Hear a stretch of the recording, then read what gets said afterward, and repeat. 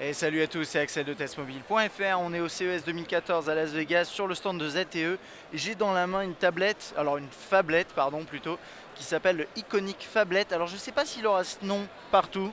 En tout cas, c'est vraiment la phablette de ZTE annoncée cette année pour le CES. On va passer rapidement dans les specs.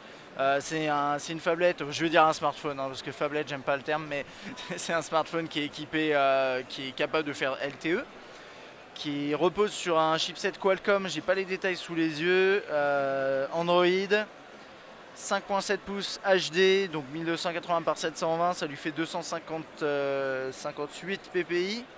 On a un appareil photo 8 mégapixels à l'arrière avec flash LED, une batterie de 3200 mAh, à l'avant on a 1 mégapixel sur la caméra frontale, 8 Go de mémoire interne et 1 Go de RAM DDR2. Voilà, c'est à peu près tout.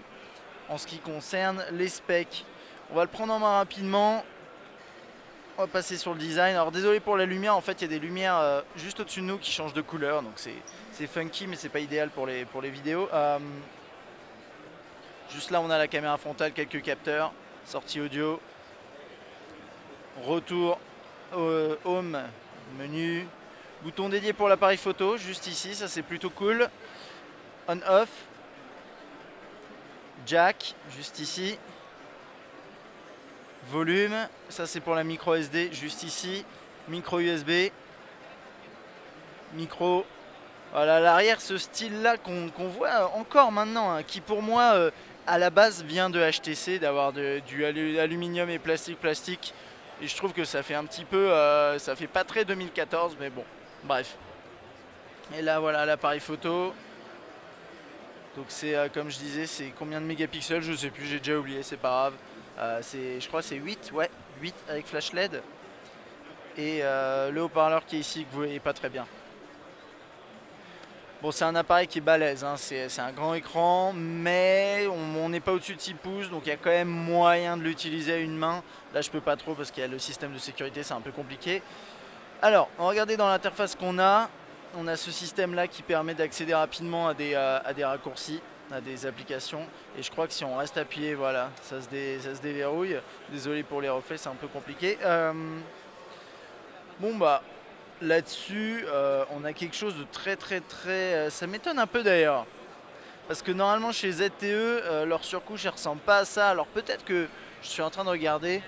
Derrière moi, j'avais pris en main le grand S2. Et le grand S2, il n'avait pas cette surcouche-là. Il n'était pas sur Android brut.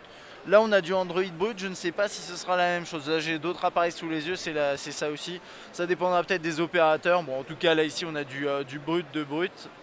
Donc, avec un grand écran et la possibilité d'avoir beaucoup d'espace, du coup, notamment pour taper, pour consulter du contenu web, etc. etc. Peut-être l'appareil photo.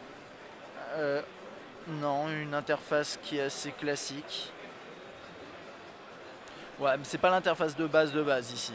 HDR, panorama, best shot, on a toutes les fonctionnalités basiques et de scène ici. Toc, macro, je vais le mettre en auto. Voilà. On a le timer, la grille, ce genre de truc. Bon, il n'y a pas grand chose à dire, hein. C'est du Android de base. Le design n'est pas très original, mais bien monté. J'ai pas le prix en tête. Mais voilà, c'est un écran, c'est un appareil plutôt intéressant. Alors après, comme d'habitude chez ZTE, enfin comme d'habitude, non, chez ZTE ça va dépendre vraiment. Il y a parfois quelques produits qui arrivent chez nous, mais très peu. Et il y a une sélection vraiment. Je suis même pas sûr que le grand S2 arrive chez nous. En tout cas pour celui-ci, il y a quand même assez peu de chance. Bon, on verra bien et on vous en parlera s'il débarque. Voilà, allez, à bientôt.